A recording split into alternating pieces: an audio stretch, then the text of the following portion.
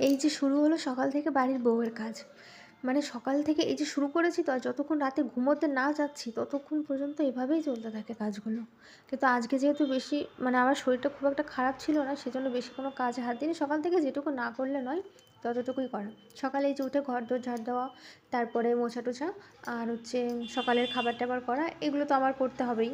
সেগুলো করে নিয়েছি আমি। আর তারপরে দুপুরের রান্নাটা যেহেতু মামুনি করে সেজন্য আমার একটু সুবিধা হয়। আমি শুধু সকালেরটা আর রাতেরটা করি। আর দুপুরেরটা মামুনি করে দেয়। তো সকালে উঠে মোটামুটি ঘর-দোর ঝাড় দিয়ে বাসনগুলো আমি রাতে ধুয়ে রাখি।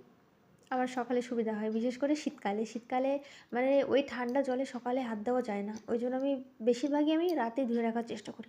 তো ঘরটা ঝাড়ু দেওয়ার পরে শুধুমাত্র আমি আমার ঘরে ভিডিওটাই করেছি। কারণ আমার ফোনে চার্জ ছিল না বলে আমি আর ফোন বাইরে নিয়ে যাইনি। আমার ঘরে ভিডিওটা করে পুরো ফোন চার্জে বসিয়ে দিয়েছি।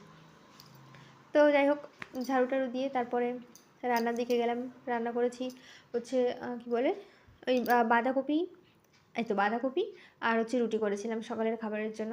আমার যে শরীর খারাপ এটাই বললাম।